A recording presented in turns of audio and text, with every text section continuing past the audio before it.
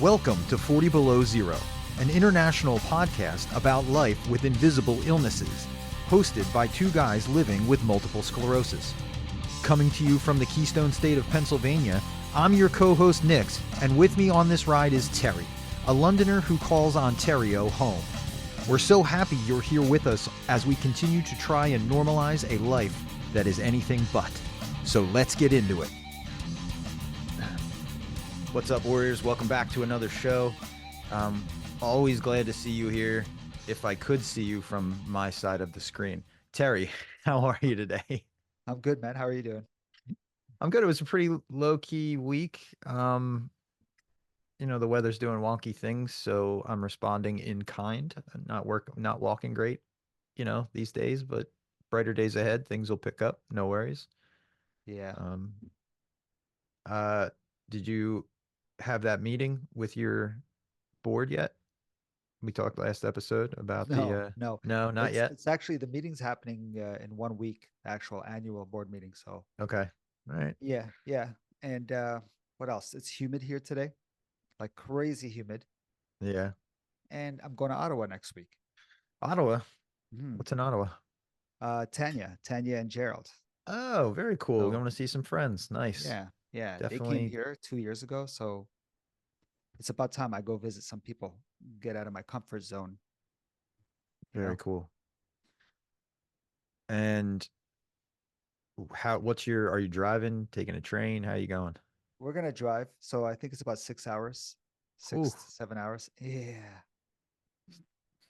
So what is that in real time? Is that like 8 hours with the stops and the Mm, I'm not rushing it, okay. but yeah, yeah. It's So gonna be okay, that's a bro. whole day drive. My anxiety is already kicking in, but it's gonna be okay. I'm going with the best person to go with. I'm gonna be relaxed. Everything's okay. Nice. Yeah, Nice. Well, yeah, make sure you take us along with your travel journey. Say hi to 40 Below Zero every now and again. yeah. I will, man. I'll call you from there. But yo, Hmm. Tanya is so great. She went to the hotel and made sure that it was really accessible for me. When they came down here, they stayed at the Ramada, and the elevators were like broken, and Uh, and I feel bad because like, sure. what am I supposed to do about that? You know what I mean? No, you can't. There's But I, nothing you I can do. felt bad. I'm like, so Well, I wish you well on your journey. Actually, it's next week, so I'll see you before that again. yeah, hopefully. So we'll talk about the prep work. I kind of miss every now and again I get nostalgic for like it was so long ago. I miss my Canadian peeps. Dude, it was like 2 years ago that we I talked to know. her on here. No, but I meant like the group, going to group. Oh, It's oh, been longer okay. than 2 years, Yeah, which is yeah. wild. When when does your group fire up? Your new men's group? July 30th. July 30th. Okay. Yeah. That's gonna be that's gonna be awesome. That's gonna be awkward first couple meetings, and then it's gonna be awesome after that. Remember the group I used to run? Yeah. I miss those days. They were fun. They're very therapeutic for me too, right? Yeah. But and as long as you keep it manageable, hopefully the burnout will stay away, you know? Yeah. Because that's always an issue. It's gonna be fine because we have two, three people running it. So it's Oh, not gonna good. be all on one person. Yeah, yeah, it's gonna be Good. fine. So let's bring Brianna Greenspan in. Okay. And joining us today is Brianna Greenspan, self-proclaimed resilience mindset strategist, speaker, kindness facilitator, which I love, and chronic illness entrepreneur. Brianna, welcome to 40 Below Zero. So glad to have you here. Thank you so much for having me, guys. Let's start with your illness journey. If you're as open as you want to be, we'd love to hear all about it because I love learning. Sure. Well, my illness journey really began when I was born. I was born Hmm. with a complex chronic illness.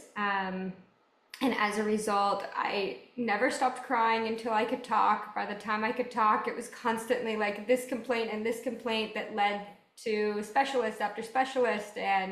every specialist had a different diagnosis and a different label and a different medication or assistive device and a different protocol or series of suggestions, that none of which really connected, but they all were seemingly addressing the thing I was going in complaining about. And things continued to progress. And by the time I was in elementary school, I started to realize that that was a little bit different. Not everyone was missing school regularly. Not everyone was being pulled out to, go to some therapy. Not everyone had to go to the school nurse to get a series of medications each day. And I didn't really think that much of it. I just like that was my life experience until I was in third grade. And that's when socially I started to realize that chronic illness wasn't well received. When some of the girls in my grade started an I Hate Brianna club.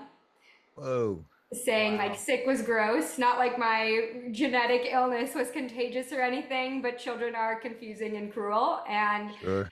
that kind of created a neural pathway that like I'd rather hide every single aspect of what I experience. I'd love to make what I experience as invisible as possible. So having an invisible illness in that specific regard in some ways was a positive for me in my younger days. Although as my symptoms progressed, things were hard to hide. And so I remember like crying myself to sleep and begging my parents to let me switch schools, which I thought was like a great suggestion, and I did. So for fourth and fifth, I went to a different school, but the joke's on me. The elementary schools fed into the same middle school. But by the time I was in middle school, I had the full back brace and I walked with a limp, not because I had one, but they were trying to fuse my spine. So the external assistive devices were present and hard to hide. And so that was like a little bit of my childhood. Things just kept getting more complex until I had a surgery when I was the summer between freshman and sophomore year of college. That was supposed to be like the answer to all the things. I'd been in so much pain and had so many symptoms and challenges, but walking was a challenge, moving was a challenge. I had the spine situation. Everybody had a series of labels and diagnoses for what was going on. So I thought I had this, and this wrong with me. But when I had that surgery, everything kind of shifted because it didn't work. And I lost the ability to walk. What an extreme nonsense. What an extreme response to addressing not the root of the issue, but just the surface level symptoms. Yes. Holy smokes.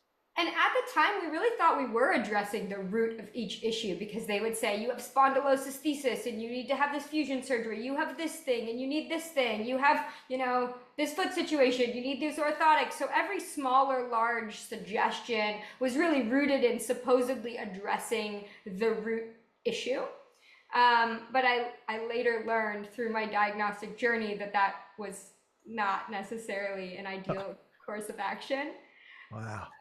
And you were really young. Yes. Like you had other people speak for you. And yes. That's just crazy. That's just a mess up. And when we let other people speak for us, in some ways that's a good thing. And in a lot of ways that's really disempowering. And I didn't have the words to speak for myself as a little girl, but as a young adult and as a full-on adult, I've learned that advocacy and self-advocacy are essential to the diagnostic journey, are essential to identifying what modalities can support you. And so I wasn't formally diagnosed with Ehlers-Danlos syndrome, which is a progressive genetic connective tissue disorder, until I was 24. And at that point, I had already learned to walk again. I'd already learned to eat food. I'd already learned to all these different things, or relearned many things. So I was already strong and weak and really on the limbo journey. And one day, some woman said to me, she's like, it's some of your symptoms are so weird. Like you claim you're the strongest you've ever been, like because you can take steps and you this and that, but like there's something very off about how you respond to like drinking water or eating food or being in the sun or whatever these little things were. She's like, other people don't have the same response. You should go to this woman and have, you know, this conversation and this test and this, that, and the other. And she had a lot of very strong suggestions that seemingly made no sense. And then she said, and I know you're not going to agree with what I'm suggesting, and I made you the doctor's appointment and I paid for the test, and I feel very strongly it's going to change your life. That's bold. Bold, Kelly. Shout out to Kelly. And I went to that doctor and they immediately said, I think you have a connective tissue disorder. Leave all your medical records and come back in 2 weeks with both your parents. I bet it's genetic. And right then I went home, I started searching connective tissue disorders. Immediately I understood what was going on. I started seeing that this symptom and this symptom and this symptom and this symptom that seemingly were all isolated and addressed by different specialists were actually connected. And so that really was my turning point for understanding the importance of diagnosis and understanding that there are so many things out there that, you know, I personally hadn't been exposed to that could help me to mitigate or lessen a lot of the things that I was experiencing. Yeah, absolutely. And so what a really what a game changer. That in a nutshell is what I call like the illness to wellness journey, because my first 20 plus years were just riddled with so much so many complexities and like so much pain, but also triumph in this limbo space. And once I understood that I didn't have to live that way, I started asking myself very different questions, like, is there anything else out there that can help me with the way that I'm suffering? And if so, where can I find it? Like, who are the people? What are the rituals? What are the practices? What are the modalities? Like, where is something? So many people are living with a chronic illness, and obviously they're not all suffering at the highest level. Like, what are they doing? And so that really sparked my curiosity to become a lifelong searcher to address each symptom. Wow. And you know what, that's a really good point. We sometimes, we sometimes think, for example, with MS, we say, well, there's a million people in the States with MS. They're all not bedbound. So what are they doing to get on with their day? That's a great point. And not just that, like that's one of the things that we live in a depreciative society. We're searching for what's wrong, what's broken. We're searching for someone to resonate with our pity party story. Like we're searching to feel seen and heard in a lot of ways, and often to connect surrounding some kind of trauma or problem. And in support groups, I really found that to be true. A lot of people wanted someone to acknowledge what they were going through or to tell them it's not in their head. And that's amazing. And there's a huge place for that. And for me, I wanted people that experienced the same thing to tell me what, if at all, and what worked, what was helpful. Like, you're having this symptom, I'm having this symptom. Have you ever found anything that helped? And so I started joining a lot of support groups, all like local ones and national ones and international ones, and started asking like, hey, my C1 is dislocating. Has anyone found any solutions? Hey, this thing is happening. This weird problem is happening. And like, if you have MS, for instance, and you have a specific symptom, chances are other people out there somewhere have had that symptom, and maybe someone has found something that worked for them. And so I started finding hundreds of things I'd never heard of and resonating with a few and trying some, and some were helpful. And that just kind of helped me to know that I haven't tried everything and there's more out there that I can learn. And if I asked the right questions, information I didn't know was available might present itself. And so that's really been like the next season of my wellness journey, is really rooted in curiosity. Big on support groups, as everyone already knows. But how did it start with you, and being a co-author on the book of questions? How did that start?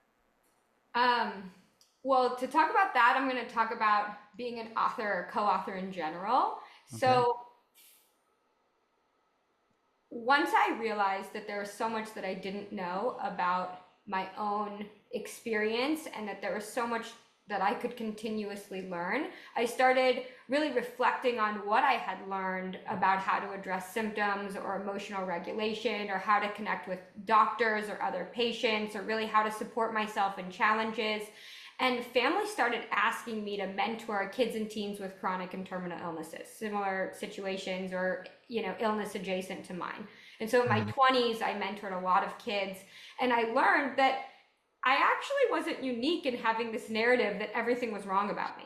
That there were a lot of people that had this programming, and like maybe someone didn't start an I Hate, Brianna Club about them, but something happened where they created a story that they were less than.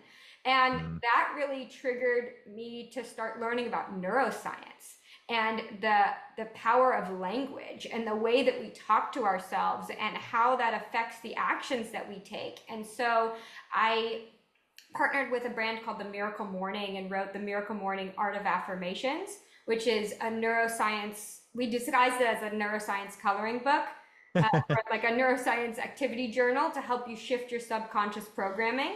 And that was cool because it was part of a morning routine brand, and there was a lot of traction surrounding that.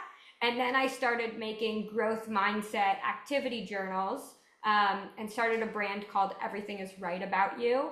And that was really like my gift to my childhood self. I wanted to, with another co-author, almost all the projects I've done have been with someone else. With another co-author. Okay. We need I to fix the wanted to- community, right? Yes, exactly. I wanted to figure out like how do I address what wasn't addressed for me?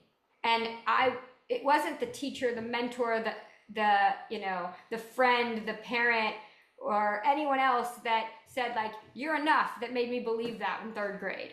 Like I needed something more. And so we created these neuroscience tools that could be used in a classroom to help people really start to believe in themselves and develop their emotional capacity. And from there, someone asked if they could acquire the rights to share my resilience within chronic illness story for elementary and middle school children, which like my childhood self would have rather crawled in a hole and died than done that. Like it was like a crazy unfolding of I had to release so many layers of trauma that I held in order to be able to authentically share about what I went through and what I go through, because like, we're similarly aged. Back in the day, it was not cool to talk about illness. Like there was nobody, like this was not cool or trendy. The fact that we're even on this podcast is shocking how the world has shifted in the last 15 years. Right. Yeah. And so that was a big like catalyst and healing moment for what is the Book of Questions, Living with Chronic Illness. And how that came about is about 6 years ago, the original author of the Book of Questions, he said he heard my story and he wanted to write a book for people living with chronic illness.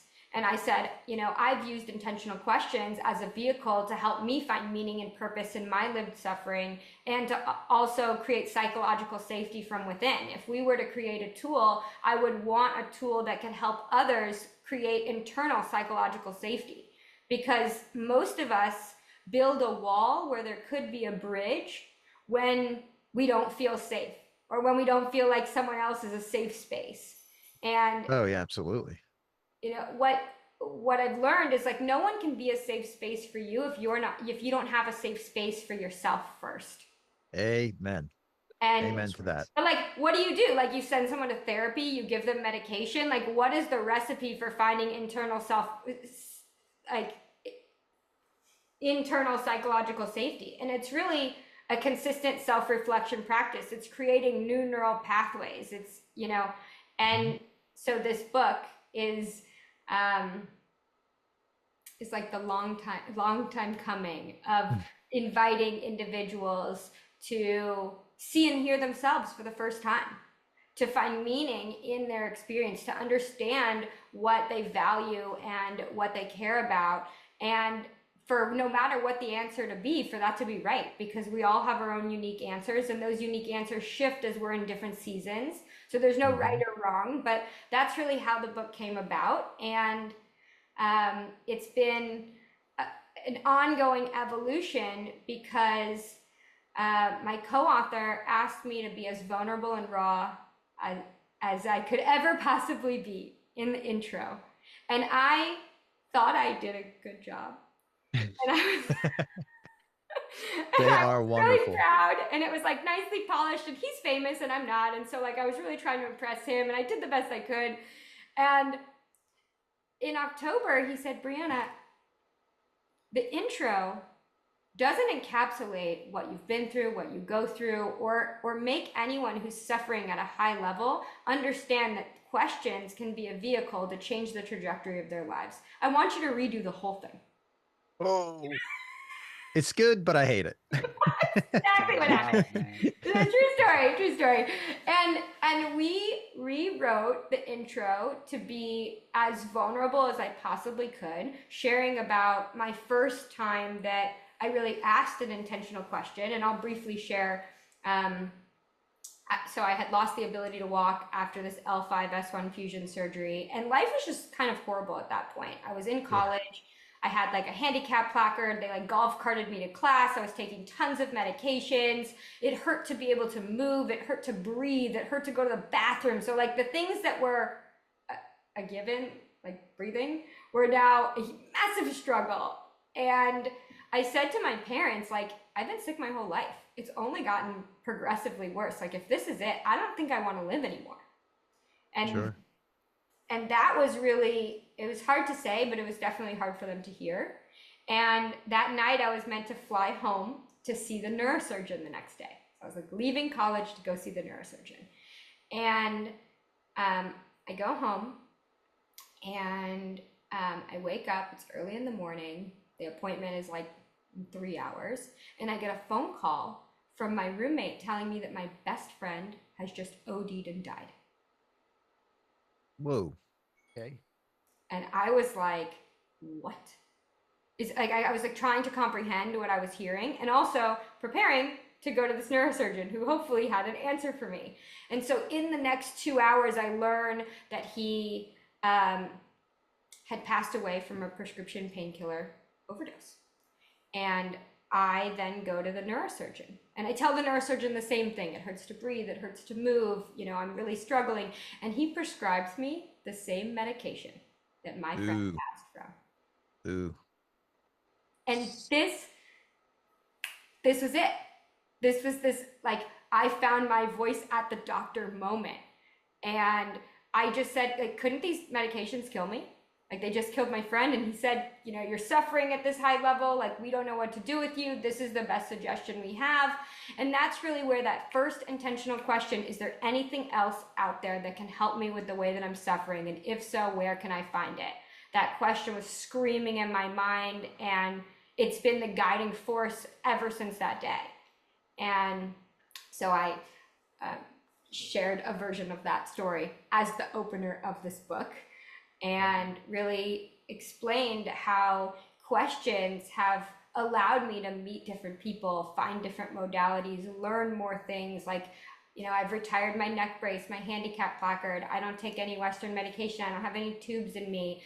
And although every day is an incredible challenge that is visible or invisible, depending upon the moment, you know, I've learned various skills to pick myself back up when I get knocked down that I didn't have before.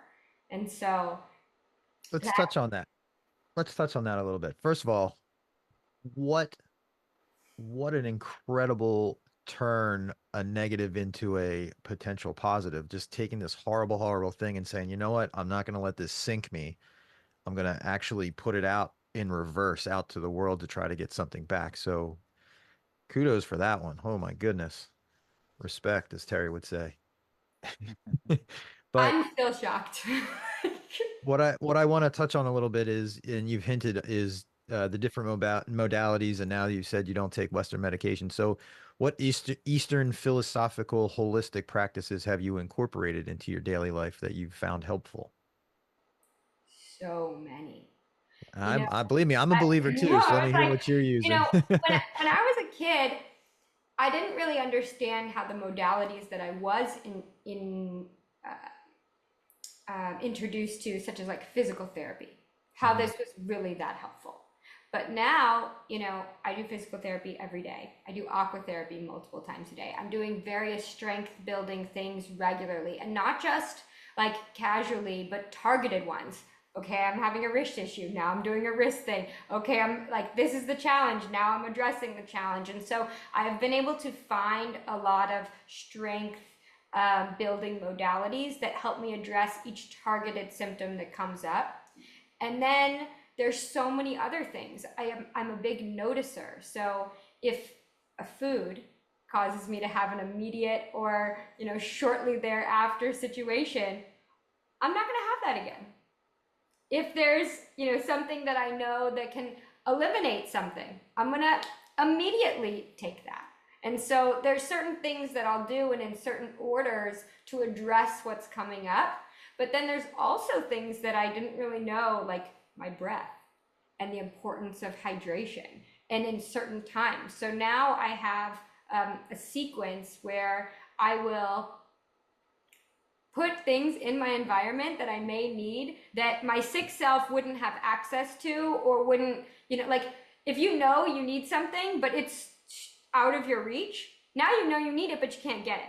And so I'm a very big, like, I'm going to put the things in my backpack, in my car, leave it at my friend's house, have it, all these different things so that when the challenges arise, I have what I need.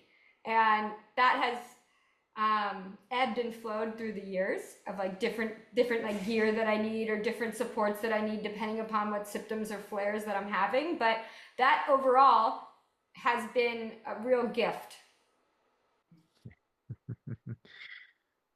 Uh, I know we've blown through a lot, and I appreciate your honesty and your retelling. I appreciate everything, just being here and what you're doing. Um, so thank you so much for joining us today. I hate to cut it short because I'm sure we could go on for like hours and hours, and then we could do deep dives into each book. But I was looking, and I was on, I believe it was your link tree, off your Instagram, and everything is right. The kids' book, everything is right about you feeling your feelings. Yeah. Oh my goodness. Didn't we wish we all had that book when we were like, why am I feeling this way? That Trying kind to of pull stuff. it up. Emotional management and emotional regulation is a fascinating thing. And especially chronic illness in women is a fascinating thing because most people say, like, it's in your head or you're being hysterical or like you're being overly dramatic. And so the ability to regulate or self regulate Mhm. or manage your emotions and clearly articulate your needs to get what you need when you need it is a skill. And It I is. I realized that a lot of people won't ask for help because they ask for help and then they're shut down, but it's not about asking for help, it's how you ask for help. And there's so many different nuances to getting what you need when you need it, and being able to be coherent and emotionally regulated or emotionally grounded in your hard moments can often get us further, but we're not taught these skills. It's like you're challenged, you cry, you have a tantrum, you this, you that, like you're doing something to get a Mhm. reaction so someone's paying attention to you. But and oftentimes that's not actually that helpful to the end goal, and it's not helpful to our nervous systems. And so I really tried to manage my emotions, and a lot of people will say that makes it harder for them because like I may really need help and I'll say like, hey, can you help me? But I'm not like screaming for help, so you don't know I'm like bleeding on the floor and I need help at this exact second. Like, you should stop what you're doing. So Right. it's a catch 22.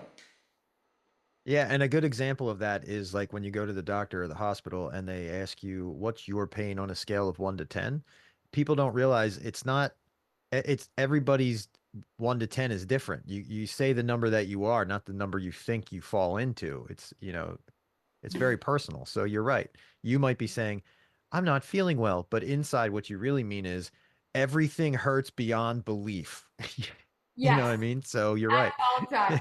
You know, it's so funny you say Yeah. that. So 18, you know how Facebook has this like funny way of like giving you those like memories? Yeah. So Yeah, today yeah. I saw that 18 years ago, it's a true Yeah. story.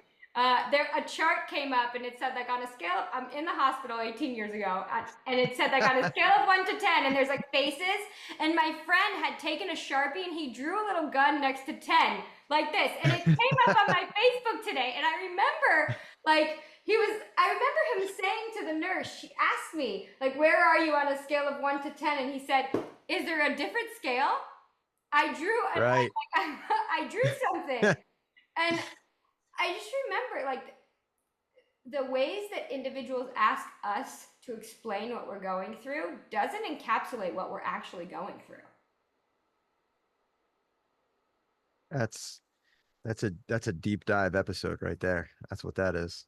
Could be. It's like this is a new season for me, even sharing about like this book has been a long time coming. I wanted to be any other girl in the whole world than chronic illness girl. I would rather, Mhm. someone know me as literally anything else. And I have worn many hats and did succeed in various things. And the truth is, I what I experience never goes away, even if No. I can address it in various creative ways to mitigate certain things. And so this is a new season for me, and I'm so grateful to have this conversation with y'all because people are suffering at a high level, and there are things that we can do about it. And sometimes we forget that. And so my favorite thing to ask myself, my favorite question that I've asked myself every day for the last 17 years, the moment I wake up, is despite how I'm feeling, what can I do to best support myself right now? And I asked that question because I learned that my whole childhood I was only focused on what was out of my control, and like there's a lot of things out of your control, and they were constantly consuming me. I can't this, I won't this, I'll never this, like that's not possible. But when I started focusing on what was within my control, I moved my body more, I consciously breathed more, I had more hydration, I found different rituals, therapies, modalities, practices, and I did them by choice more. And so that one question has been really helpful in me focusing on what is within my control. Awesome. And that's the way you should do it. You should focus on what you can, but acknowledge what you can't. Exactly. Brianna Greenspan, resilience mindset, resilience mindset strategist and co-author of the Book of Questions, Living with a Chronic Illness. There it is. So glad to meet you. Thank you so much for coming on. I learned a ton, and I hope our listeners did and viewers did as well. So thank you. So much. Well, Terry, I know you were kind of having an off day, so it's all good, man. We all have those days. Thanks, bro. But what an amazing person we just talked to. I mean, talking about, s- you know, scenarios when she's talking about like her childhood and stuff, that kind of stuff has the ability to like crush people for the remainder of their lives. You know what I mean? Yeah, And man. I wouldn't be able to handle that. What I she see went me through. neither. At third grade, no way, dude. I was doing, I don't remember much, obviously, but I do know that the goal was to like she said, was to like be invisible, and to have something that puts you into the spotlight and then turning it into this whole other thing. That's amazing. I Yeah. love hearing about stuff like that. Yeah. She has a journey and a half for sure. And Seriously. the fact that she says it's the way she gives credit to Gregory Stock. And he's Right. like, he's famous. I'm not. Yeah, Right, right, right, right. Right. And she's gonna do great things, I think. We're gonna keep an eye on her. for sure. So link her in the show like you always do, so that all our peeps can check her out. Thanks everybody for hanging uh, and supporting our show as you always do. Terry and I love doing it, and we love hearing from you. So keep those emails and Instagram messages coming. For All right, sure. brother. Well, I hope you find your energy today, my friend. Thanks, bro. I appreciate you, man, for All good, man. being my backbone today. No worries, man. Is that Anytime. yeah, yeah. Okay. Yeah. Talk soon. Later, man. So check us out at 40belowzero.com. That's 4 letter T below zero.com. Or feel free to reach out to us. We'd love to hear from you. Our email address is info@40belowzero.com. Our personal Instagram account are, for Nix, it's Nix_V713. Or for Terry, it's What's_MS. Awesome. Looking forward to hearing from you guys. We'll talk soon.